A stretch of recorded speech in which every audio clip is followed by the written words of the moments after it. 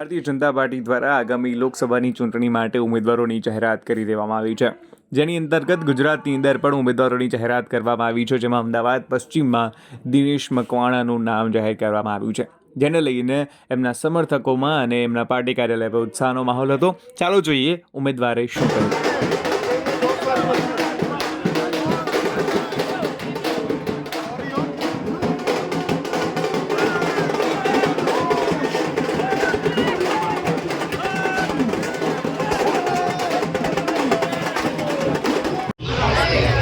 દર્શનાબેન લોકપ્રિય ધારાસભ્ય અસારવા વિધાનસભા, પૂર્વ ડેપ્યુટી મેયર, અમે વર્ષોથી સાથે કામ કરીએ છીએ.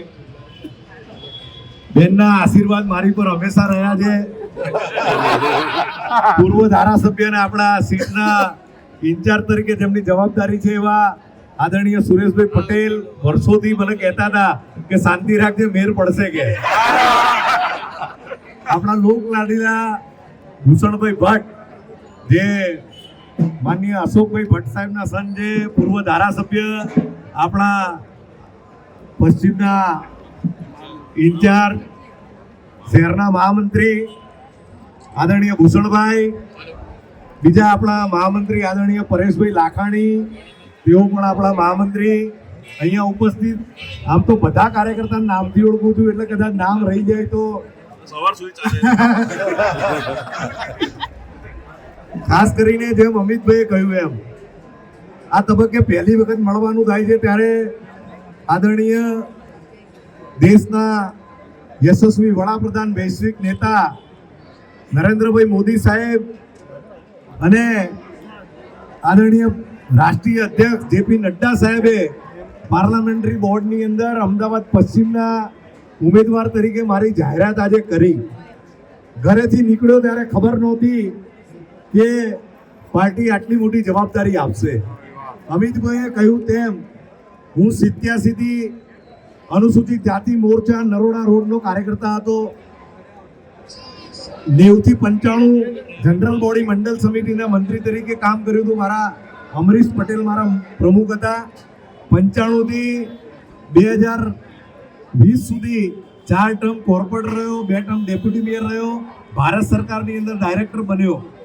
અમિતભાઈ ખૂબ સરસ વાત કરી કે કાર્યકર્તા અવિરત પ્રયત્ન કરતો રહે. ભારતીય જનતા પાર્ટીએ ગુજરાત પ્રદેશનું પાર્લામેન્ટરી બોર્ડ હોય કે સેન્ટ્રલનું પાર્લામેન્ટરી બોર્ડ હોય, કાર્યકર્તા ઉપર બારીકાઈથી નજર કરતા હોય. એનો દાખલો હું છું. આજે સામાન્ય કાર્યકર્તાને આટલી મોટી જવાબદારી આપી. હું મારી જાતને ગર્વ અનુભવું છું કે આજે ગુજરાતના બધા કાર્યકર્તાઓ એમ કહે છે કે સામાન્ય કાર્યકર્તાને ખરેખર કાર્યકર્તાને ન્યાય મળ્યો.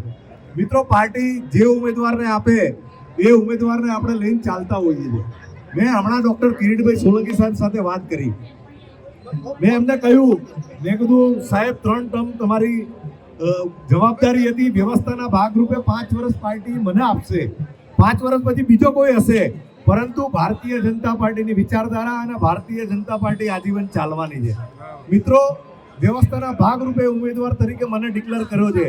ભારતીય જનતા પાર્ટીનો કાર્યકર્તા બૂથમાં લડે છે. ભારતીય જનતા પાર્ટીનો કાર્યકર્તા 365 દિવસ લડે છે.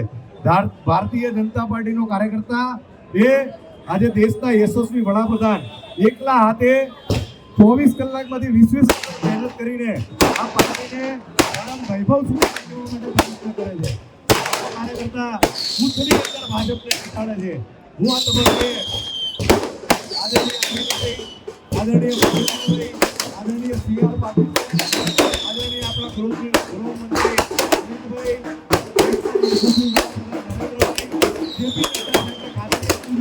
કે મારા જે વિશ્વાસ મૂક્યો છે એ વિશ્વાસ એડે થઈ જાય. કાર્યકર્તા તરીકે છું, કાર્યકર્તા રહીશ અને 2 નંબર કાર્યકર્તા પહેલો છું. ક્યાંય તમને એવું નહીં લાગે કે આ દિનેશભાઈ જોડે ગયા તો ક્યાંય તમને એવું નહીં લાગે કે ખોટા વ્યક્તિને અસર થઈ ગઈ. મિત્રો, હજુ કહીને કહેતા હજુ આપણે ઘણો સમય છે મળવાનો, પરંતુ હૃદયથી ખૂબ ખૂબ આભાર.